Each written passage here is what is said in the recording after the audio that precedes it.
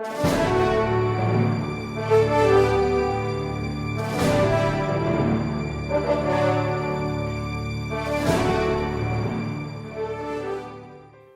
dia 15 de fevereiro, o Papa Bento XVI deu um grande presente para a Arquidiocese de Campinas, com a nomeação de Dom Ayrton José dos Santos como nosso novo arcebispo.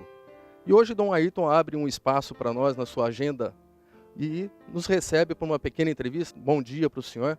Gostaria que o senhor dissesse se já deu para sentir um pouco a modificação que é na vida do senhor essa nomeação para a Arquidiocese de Campinas. Então, bom dia a todas as pessoas que estão ouvindo, vendo. Eu é que agradeço a acolhida aqui em Campinas. Nós estamos aqui, então, vindo a Campinas para, como já disse em outras vezes, cumprir aquilo que a Igreja pede. Nós somos filhos da Igreja. A Igreja é a nossa mãe, pela qual nós devemos zelar um sentimento muito carinhoso. E esse sentimento carinhoso é que nos faz, então, sermos discípulos de Cristo, sermos apóstolos. E recebendo, portanto, esta missão que a Igreja me concede e que o Santo Padre, que é o sucessor do apóstolo São Pedro, me pede para realizar, eu venho exatamente para fazer aquilo que é a vontade de Deus. Buscar a vontade de Deus antes de tudo e depois tentar realizá-la. Aquilo que nós prometemos na ordenação sacerdotal, aquilo que nós prometemos em tantos momentos da vida, diante de Deus, diante da Igreja, é exatamente isso que me motiva e que me faz estar aqui. E já me sinto em casa, não sinto que a Arquidiocese é um ambiente estranho. De fato, eu já me sinto num lugar como se estivesse há mais tempo. E agradeço a todos pela acolhida, já antecipadamente agradeço a todos. E peço a Deus por todos também. Dom Ayrton, eu fui uma das pessoas que tive a graça de estar com o senhor no momento da nomeação. E muitas pessoas em Campinas perguntam, né? Como que é Dom Ayrton? Ele é bravo? Ele é acolhedor? Ele é nervoso? Como que ele é? E eu gostaria de transferir essa pergunta para o senhor. Como que o senhor se define? Isso é difícil responder. Acho que...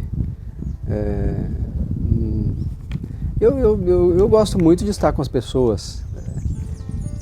Gosto também de muita franqueza e não sou assim de meias palavras, não. Mas busco ser acolhedor, pelo menos na minha compreensão, né, acolher as pessoas, porque vejo em cada pessoa a imagem de Deus. Em cada pessoa eu vejo a grandeza e o amor que Deus tem por todos nós. Então não seria diferente, não poderia ter uma atitude ríspida ou uma atitude de repulsa com as pessoas, evidente. Então, mas sim, sempre uma atitude de acolhimento, de amizade, né, de estar junto. Mas também eu me sinto responsável pelas pessoas. E se eu me sinto responsável por elas, eu me preocupo com aquilo que elas vão ser, com aquilo que elas vão possuir, com aquilo que elas vão recolher para si mesmas no futuro. E claro que estou falando disso em termos da fé que nós temos, em termos da salvação pela qual nós devemos lutar, devemos trabalhar. Eu quero ser um colaborador neste caminho que nos leva até Deus. E eu acho que isso poderia sintetizar. Eu quero estar junto, caminhando juntos e contribuir da minha maneira, no meu ministério e com a minha capacidade, com aquilo que Deus me deu, para que as pessoas se sintam bem, felizes e sejam cada vez mais amadas por Deus. O que o senhor gosta de fazer? O senhor tem algum hobby? Torce para algum time de futebol? Tem alguma veneração pessoal? Olha, eu gosto de coisas muito simples. Não sou muito complicado para isso, não. Gosto de ler, gosto de escrever quando sobra tempo. Como já disse, gosto de estar com as pessoas. Não aprendi a torcer para nenhum time de futebol. Não sei se infelizmente ou felizmente, mas não aprendi isso. Tenho lá, os meus irmãos e até os meus familiares têm lá as suas preferências futebolísticas, mas eu não aprendi isso. Eu sou o primeiro de 7 irmãos, então acho que eu fui assim, a experiência da família. Então, os outros irmãos talvez aprenderam muito mais esse tipo de coisa. Mas, como já disse, eu não tenho muitas preferências. Como já disse, a leitura, a oração, a minha devoção é especialmente a Nossa Senhora e a São José. Nossa Senhora que desde o princípio da minha vida sacerdotal esteve presente. E eu fui ordenado padre no dia 8 de dezembro, dia da Imaculada Conceição, que é padroeira também aqui da Arquidiocese. E a devoção a Nossa Senhora e a São José, então, é que me identifica um pouco em termos de experiência religiosa. E a devoção ao Santo Padre. Essa é uma devoção que me chama muita atenção. O Papa não é uma pessoa como as outras.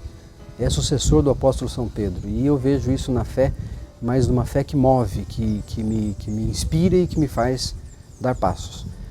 Então, essas características, vamos dizer assim, é que eu sinto que fazem parte um pouco do meu espírito, do meu ritmo de vida.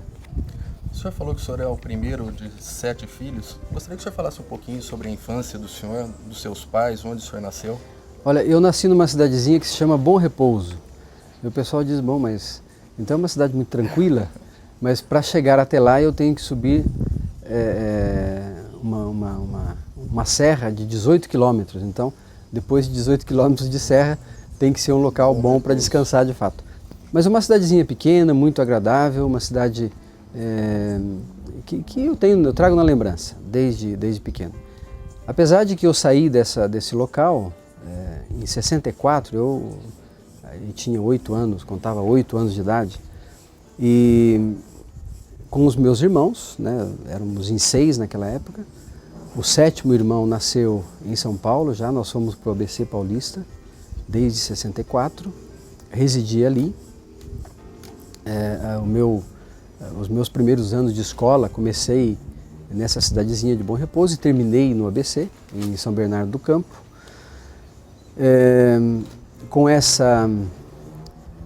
Com isso tudo, eu passei desde os 8 anos de idade até os 21 anos, mais ou menos, vivendo ali no ABC, né, como criança ainda, adolescente, jovem, depois trabalhando ali no ABC. Entrei no seminário com 21 anos e meio, em 79, no ano de 79, e a minha vida foi essa, vivi no ABC o tempo todo. Desde 79, do tempo do seminário, até 85, quando fui ordenado padre, e depois na própria diocese, trabalhando até o ano de 98, quando fui enviado para Roma para os estudos.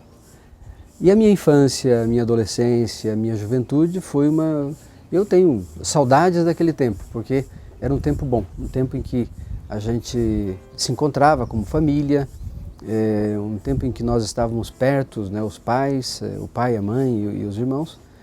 E depois, cada um foi tomando o seu rumo, fazendo a sua história um pouco, mas isso fica na lembrança. E até hoje, quando nós nos encontramos, os irmãos, então a gente acaba se recordando daquelas épocas. Nós não temos tanto tempo para estarmos juntos, né, sempre juntos, mas as lembranças do tempo em que nós estávamos juntos, elas são muito vivas. Os pais do senhor são falecidos já, o pai e a mãe, e o que o senhor traz no coração dos ensinamentos que eles deram para o senhor? Então, os meus pais faleceram já, os dois, primeiro meu pai, depois a minha mãe faleceu, e o que eu trago é a simplicidade de vida. Meus pais eram muito simples, pessoas muito, dá para saber, muito devotas. Tanto é que os irmãos, todos nós, nos chamamos José, todos eles, os homens, e as mulheres todas se chamam Maria. Todos os homens têm o nome de José no seu nome e as mulheres têm o nome de Maria. Então, de uma devoção muito simples à Nossa Senhora, talvez amparada pela pregação dos padres redentoristas, que no sul de Minas tem uma influência muito grande, a presença dos redentoristas, e aquela época em que eu me recordo ainda da infância, dos primeiros anos da infância, então a lembrança muito forte do Padre Vitor, que foi uma pessoa que, na história da minha cidade mesmo, não só da minha família, foi uma pessoa que influenciou muito, né?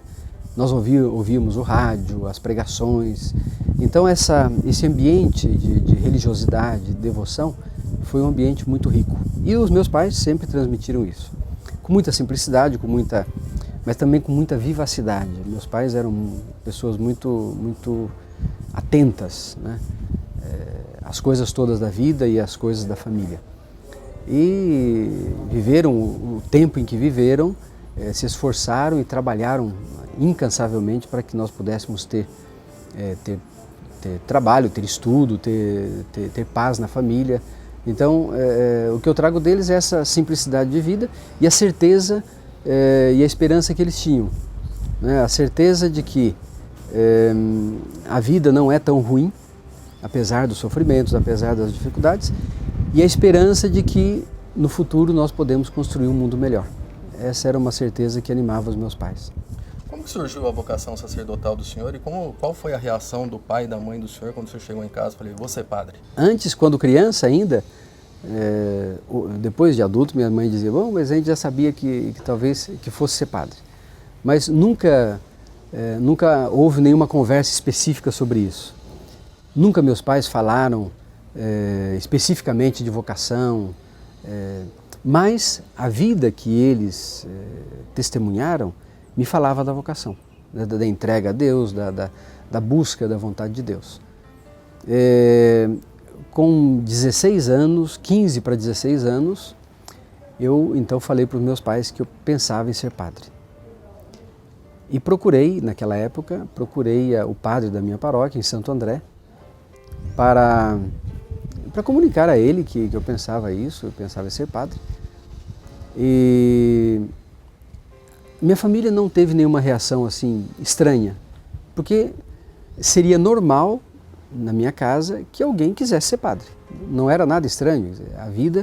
A nossa vida de família católica, com ensinamentos, com disciplina católica, permitia esse tipo de opção. Nós fomos formados, educados na fé católica, então se alguém quisesse ser padre não seria nada de absurdo, não seria estranho. Mas com 15, 16 anos ainda não entrei no seminário porque precisava terminar os estudos. Era aquela época em que se falava muito que o jovem deveria entrar no seminário somente depois dos 18, 19 anos, já para a faculdade. Então fiz aquilo que era necessário, fiz o ensino médio naquela época, o colégio, né, o colegial. E depois então falei com meus pais, disse, olha, ano que vem entro no seminário. Aí o meu pai disse, então nós vamos conversar. Aí foi a primeira conversa assim, vamos dizer assim, boa, né, boa e forte que ele teve comigo assim com relação a aquilo que eu estava propondo, né, para a minha vida. E a primeira coisa ele perguntou, você sabe bem o que você está escolhendo? O que é que significa ser padre? E ele me explicou o que significava ser padre. E nunca estudou. Meu pai sabia assinar o nome, a gente dizia até que ele sabia desenhar o nome, né? Aprendeu a desenhar o nome. Ele não teve oportunidades, né, para frequentar uma escola, mas ele me ensinou o que significa ser padre. E naquele dia que nós conversamos então, e que ele me disse o que é que significava ser padre, e de fato eu pensei uma semana a mais para ir falar com o promotor vocacional. Eu fiquei pensando, bom, mas será que depois dessa conversa é isso mesmo que eu quero? Né, para fortalecer, para fundamentar essa opção. E foi a primeira conversa e nunca mais meu pai falou mais a respeito do ser padre. Então foi uma conversa, assim, como nós dizemos, curta e grossa, né? E com todo o conteúdo que era necessário, mas com toda a objetividade também que era necessária. A curiosidade que surge agora, o que significa ser padre? Então, e o que o meu pai me disse naquela época, diz, olha, não ser dono de si mesmo. O padre não pode ter uma vida muito sua, porque vai ter que estar à disposição das pessoas, vai ter que ouvir muita coisa, vai ter que enfrentar muitas dificuldades, vai ter que superar conflitos. não é? O padre tem que ser uma pessoa alegre para todos, tem que ser uma pessoa disponível para todos, não é? Uma pessoa que saiba acolher a todos. Não pode ser uma pessoa bruta, rígida. E ele me diz, olha, e além de tudo, tem que ser uma pessoa muito séria. E o sério para o meu pai significava uma pessoa que não brincava em serviço, né, para dizer. Uma pessoa que não faz média, né, com as coisas e que não tenta tirar vantagens pessoais. Isso significava ser sério para ele. Então é isso que eu levo para a vida. Agora, é claro, depois a gente vai com o tempo descobrindo novas facetas daquele mesmo discurso que ele me fez, eu vou descobrindo novos elementos, né? Não que aquilo lá permanece exatamente como foi naquela época, mas existem modificações, existem nuances, existem elementos novos, mas aquela referência, que é a primeira, ela permanece como uma rocha. A partir dali, então, a gente vai construindo coisas seguras. E eu entrei no seminário não assim, como se já fosse padre. Eu entrei no seminário pensando de fato em fazer esse discernimento. Se Deus me chamava para esse estilo de vida, para esse estado de vida na igreja. Porque essa consciência eu já possuía, de que eu deveria assumir um estado de vida na igreja. Ou a vida familiar, o casamento, ou a vida consagrada. E esses dois caminhos estavam diante de mim. Eu já tinha idade para isso, até para começar a fazer opções para um tipo ou outro de estilo de vida. E quando eu optei, então, por entrar no seminário, eu tive que recusar, tive que renunciar àquilo que também era uma possibilidade, que era de constituir uma família, né, que era de formar uma família, de ter uma profissão e de viver no mundo como tantos amigos e os meus irmãos vivem, né? Dos 7 irmãos, eu sou o único que fez esse caminho, né, de entrar no seminário. Mas eu sempre ficava pensando, mas por que só eu, não é? Será que entre os irmãos ninguém pensou na possibilidade? Aí a minha irmã, a mais velha, se casou e o primeiro sobrinho resolveu ser padre, também ele. Eu tenho um sobrinho, então, que é padre redentorista, está em Aparecida, mora em Aparecida, trabalha lá. É um padre novo, eu mesmo ordenei padre, eu ordenei diácono e ordenei padre. E isso, então, agora, hoje eu tiro essa conclusão, faço essa reflexão. E aquilo que os meus pais iniciaram no ensinamento, na orientação, de fato isso vai acontecendo. E não precisa acontecer isso com todos os filhos, mas pelo menos de geração em geração, não é? Eu sou o primeiro dos filhos e agora tem o primeiro dos netos, né, que é padre. Quem sabe daqui a outra geração tenha um também que tenha vocação religiosa, tenha vocação, responda, né, à vocação com esse estado de vida. Isso tudo faz com que eu comece a produzir na minha vida mesmo uma síntese daquilo que foi esse caminho todo percorrido até agora. Dom Ayrton, os sonhos que o senhor tinha quando era seminarista, quando o senhor fosse padre, são os sonhos que o senhor tem hoje? O senhor conseguiu realizar esses sonhos? Olha, eu tinha muitos sonhos, mas acho que o sonho, a gente, depois que sonhou, já sonhou. Um sonho que você realiza já, ele não é sonho. O sonho é aquilo que eu tenho, não na minha mente, não na minha intenção, mas é aquilo que eu tenho que me faz viver. E o sonho que eu tenho, que me faz viver, e que a gente vai, como já disse também, nós vamos ampliando o horizonte desse sonho, é de que um dia nós sejamos respeitados como pessoas humanas no mundo. E depois, que nós sejamos respeitados como homens e mulheres que acreditam em Deus. Que sejamos respeitados como pessoas que colocam a sua esperança em Deus. Porque quase que hoje nós podemos experimentar isso. As pessoas são discriminadas porque acreditam em Deus. Quer dizer, a sociedade aceita aquele que não acredita em Deus. E aquele que diz ter fé, diz ter sentimento religioso, essa é uma pessoa que é colocada de lado. Nós não podemos aceitar isso, temos que ir em frente com isso. E por isso que temos que dar testemunho. Quer dizer, a minha vida religiosa, a minha dimensão de fé, ela tem que necessariamente interferir na sociedade, tem que fazer valer na sociedade os valores que são fundamentais. E eu faço isso não porque eu sou melhor que os outros ou porque eu tenho mais capacidade, não, mas porque eu tenho fé. O que me motiva a querer que as pessoas sejam respeitadas, sejam amadas, sejam valorizadas? Porque nelas está estampada a imagem e a semelhança de Deus. E não importa quem seja a pessoa, mas eu tenho que fazer com que isso apareça. Importa a minha atitude. Então, por isso que eu acho que o sonho é algo que eu vou construindo, entende? E vou ampliando. Se o meu sonho, em determinado momento da vida, começa a se fechar, e porque eu já estou realizando o meu sonho, então não é mais sonho.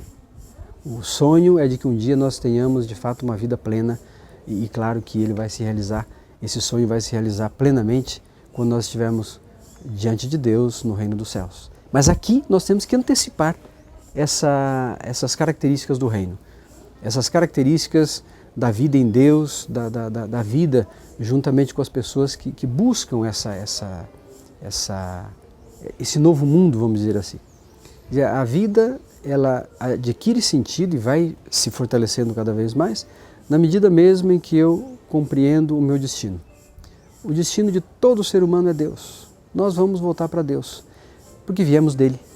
E esse destino nosso deve ser conquistado, porque nós somos participantes da obra de Deus, nós não somos espectadores, nós somos atuantes. Por isso que a igreja sempre amplia os horizontes da reflexão humana, da ciência, para que nós não fiquemos bitolados em aspectos puramente racionalistas, né? Temos que ampliar o horizonte, temos que abrir os nossos olhos para as grandes coisas que estão aí na frente. Teve algum fato marcante na vida do senhor como padre? Um fato marcante na minha vida como padre? Eu acho que algumas coisas aconteceram, mas pelo menos 3 delas me parece que foram fundamentais, assim, no dia a dia da vida. Primeiro, o contato muito próximo com o povo simples. E quando eu digo povo simples, digo todas as pessoas. Eu vivi muito em ambientes em que eu vi nascer, quando criança não havia ainda, mas eu vi nascer a favela. Então, pessoas que eram amigas, pessoas que eram colegas de escola, pessoas que os pais frequentavam a casa dos meus pais, de repente pessoas que moravam na favela. Não havia a conotação ideológica que hoje existe, que as pessoas que estão na favela têm essa característica ou aquela característica.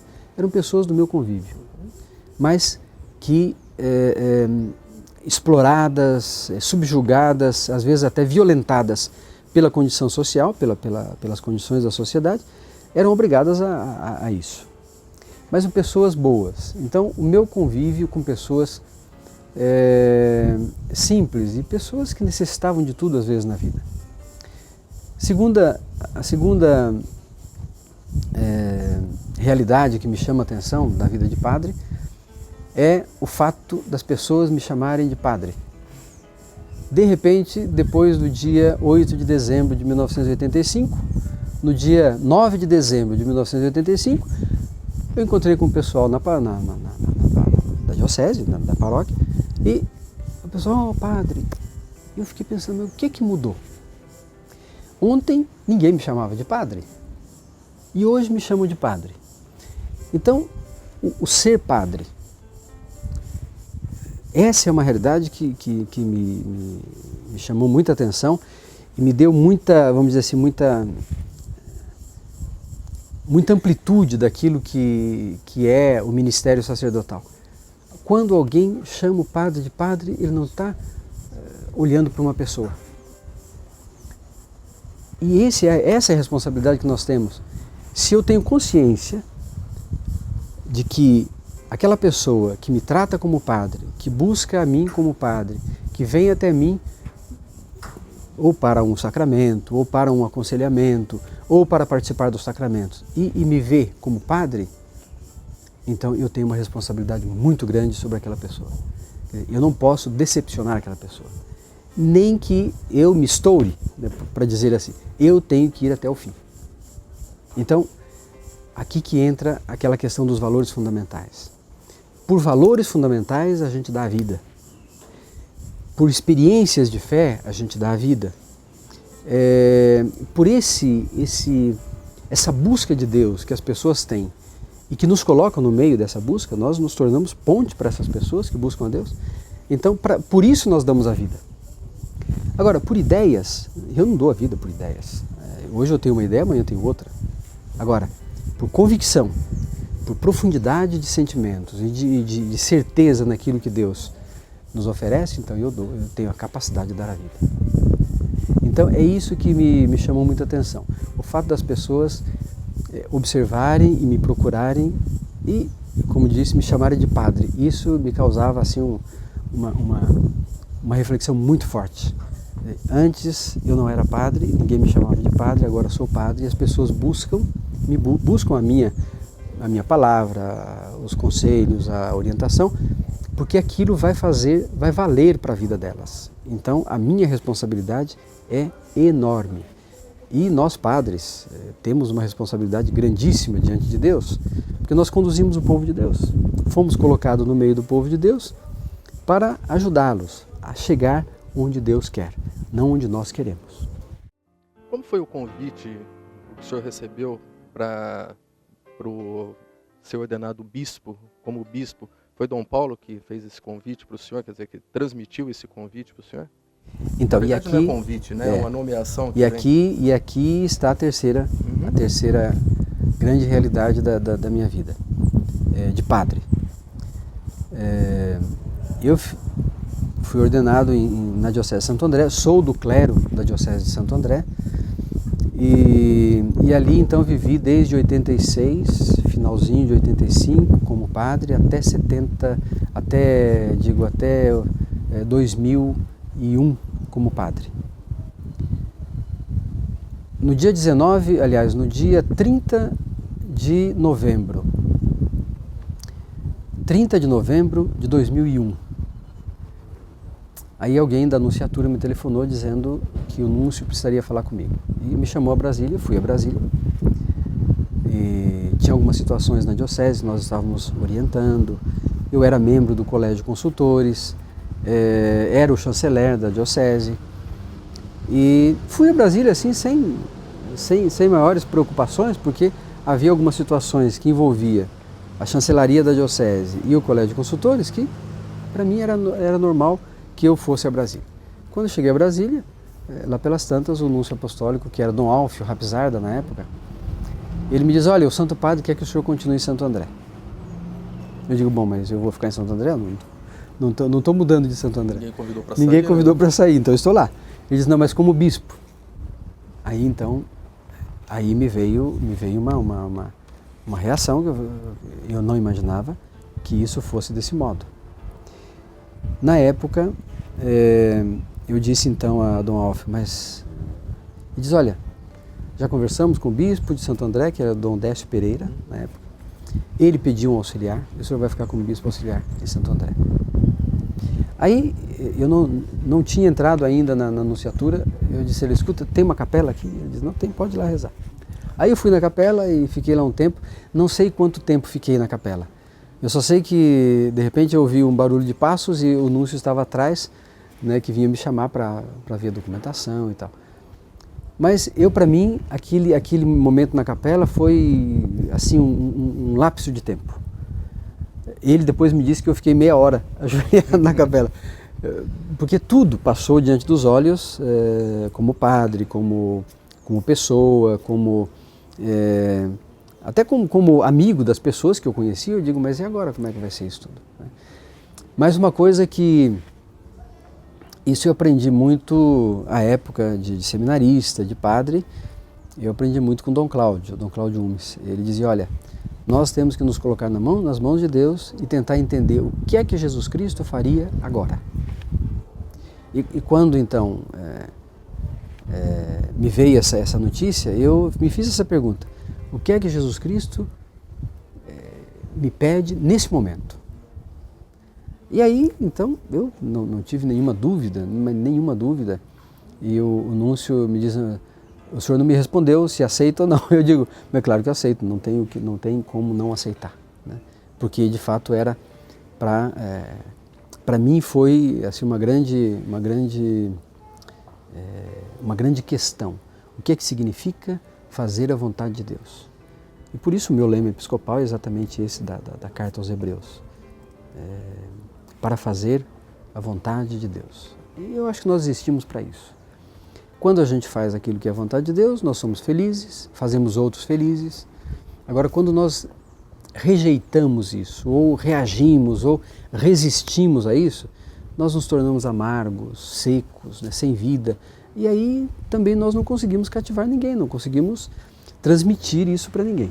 Na medida em que eu me coloco nessa dimensão de fazer a vontade de Deus, ou de pelo menos buscar compreender a vontade de Deus para realizá-la, então eu me sinto realizado como pessoa humana.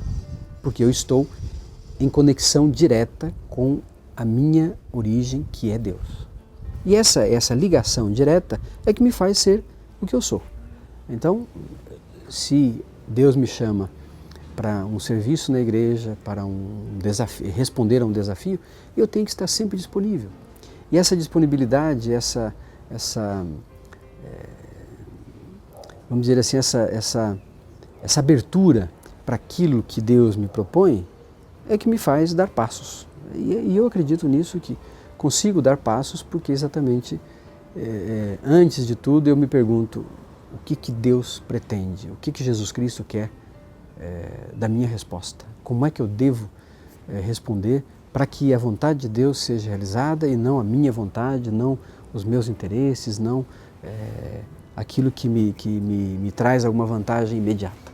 Eu estou para realizar aquilo que é a vontade de Deus. Em 2004 o senhor foi transferido, foi nomeado para Santo André. Como que foi esse trabalho em Santo André? Então, em 2001 eu fui feito bispo para Santo André, bispo auxiliar de Santo André. De 2001, que foi a nomeação, a publicação da nomeação, 19 de dezembro de 2001. 30 de novembro, que é dia de Santo André, eu recebi a notícia de que o Santo Padre havia me escolhido para bispo, para ser bispo auxiliar em Santo André. A ordenação, a consagração episcopal veio no dia 2 de março de 2002, né? Então 3 meses depois da publicação. E fiquei em Santo André 2002, portanto, como bispo inteiro. 2003, no comecinho de 2003, o então bispo diocesano, Dom Décio Pereira, faleceu. E eu fiquei como administrador diocesano, até novembro de 2003, quando foi transferido para Santo André o atual bispo, Dom Nelson Westrup, que era bispo de São José dos Campos. Ele, então em 2003, novembro de 2003, ele foi transferido para Santo André. A posse foi também no dia 30 de novembro de 2003. E fiquei com ele de 2003 até 2004, metade de 2004. Em julho de 2004, outra vez a Nunciatura me telefona dizendo que o Santo Padre havia me transferido para Mogi das Cruzes. E a notícia da minha transferência, da nomeação para Mogi das Cruzes, aconteceu no dia 4 de agosto, que é o dia de São João Maria Vianney, o dia do Padre, exatamente nesse dia 4 de agosto. E que também foi o dia da nomeação do primeiro bispo de Mogi das Cruzes, dia 4 de agosto. Assumi a diocese de Mogi das Cruzes dia 26 de setembro de 2004. E ali fiquei até agora esses tempos. Agora estou como administrador da diocese de Mogi até o dia 15 de abril. Então, a hora que tomo posse aqui, a diocese de Mogi das Cruzes fica vaga. E aí eles vão fazer a experiência que aqui Campinas fez também, de ficar um período de uma diocese vacante até vir o outro bispo. O senhor teve um trabalho marcante em Mogi das Cruzes, que nós estamos vendo, tem mais de 50 ônibus que vêm para a posse do senhor em Campinas. O senhor vai deixar saudade lá?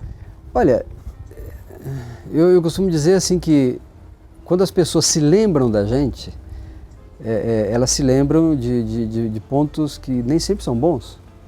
Mas quando a pessoa tem saudade, a saudade é sempre de coisa boa. A gente tem saudade de coisas boas, não é? Então, se eu prefiro que as pessoas tenham saudade, né, do que elas se lembrarem apenas de mim. E acho que em Mogi eu fiz uma experiência muito interessante, né, com as pessoas, com o povo, de contato com as pessoas, de contato com as paróquias, com os padres.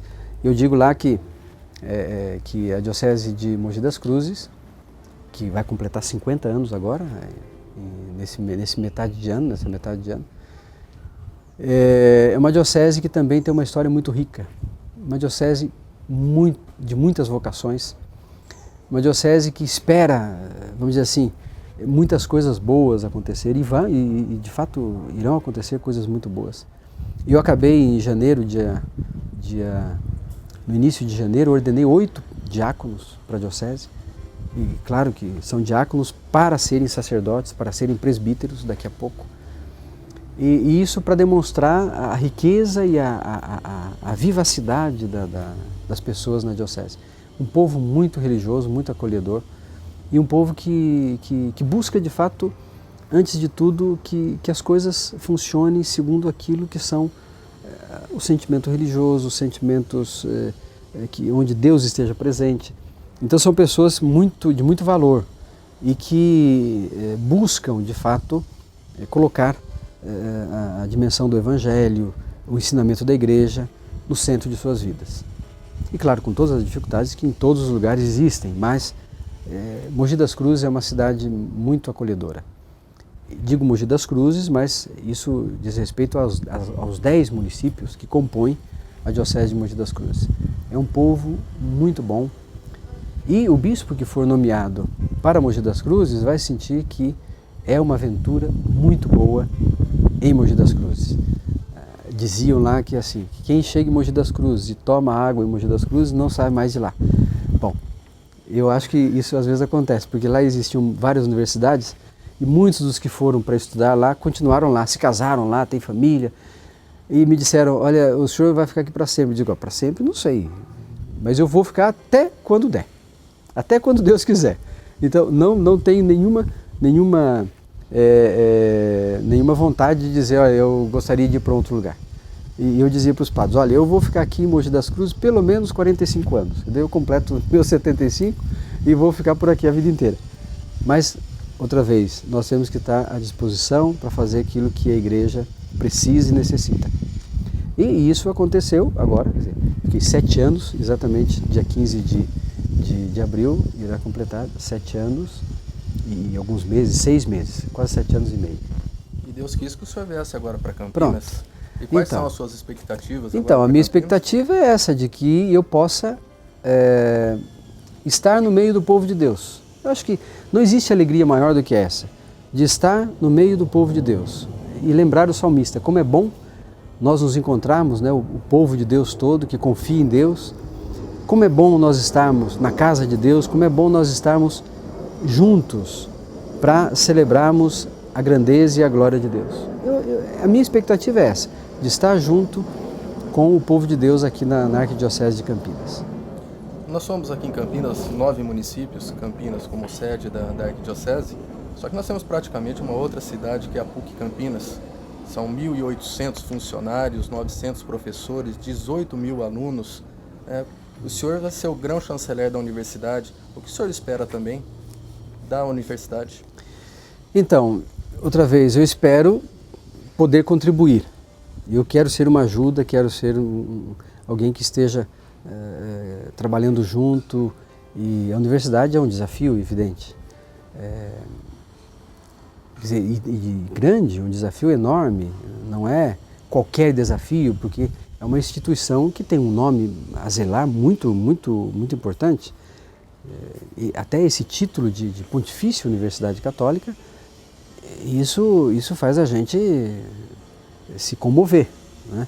E como fazer para que essa instituição de fato apareça com o peso que tem.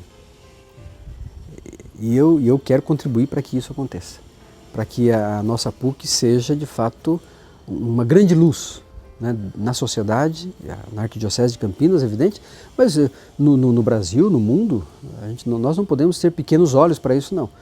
A universidade tem vocação para isso, para ser uma grande luz, né, na reflexão científica, na reflexão filosófica, teológica, de qualquer maneira. A universidade ela pode ampliar os horizontes da fé no mundo. No mundo onde hoje existe muita contraposição entre fé e razão, onde as pessoas querem não só contrapor, mas querem dispor da fé, em vista da razão, em função da razão. A nossa PUC tem que ser um ambiente que diz o contrário.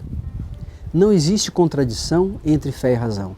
Não existe nada que possa distanciar o ser humano como ser racional do ser humano como ser crente, aquele que confia em Deus e que acredita em Deus. Essas duas realidades se tocam e são necessárias ao ser humano. E o ser humano, na medida em que ele reconhece a sua origem, que é Deus, na medida em que ele reconhece de que ele foi feito segundo a vontade de Deus, a imagem e semelhança de Deus, então ele se torna um ser racional com todas as letras. A razão não está em oposição à fé. A razão não está em oposição às coisas de Deus. Muito pelo contrário. Nós podemos conhecer Deus também pela razão. O que o senhor espera, qual o pedido que o senhor faz a cada um de nós, leigos, leigas, padres, diáconos aqui da Arquidiocese de Campinas? Em primeiro lugar, que rezem bastante, peçam a Deus pelo meu ministério aqui na Arquidiocese de Campinas.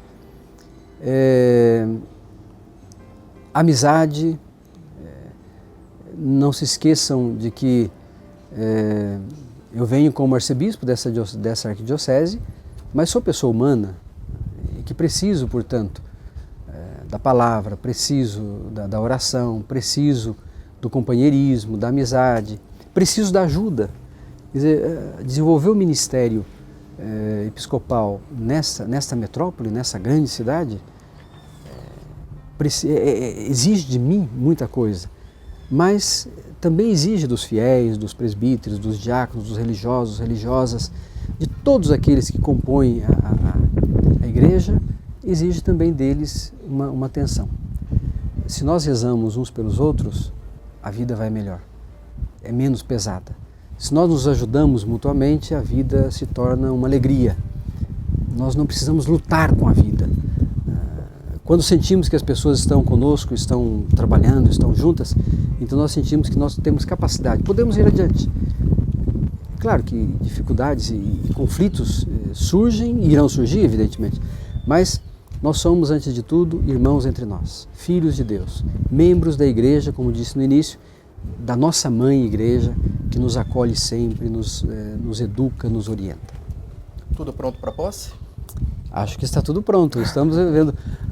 Essa responsabilidade é mais daqui da Arquidiocese de Campinas do que minha, porque o pessoal está aí trabalhando, e trabalhando muito, viu, pelo visto.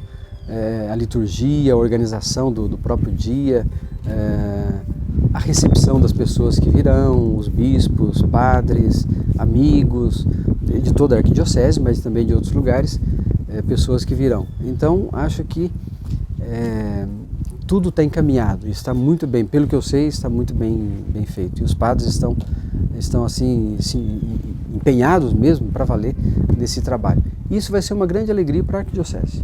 Acho que esse trabalho todo ele será reconhecido pela Arquidiocese toda como um grande evento.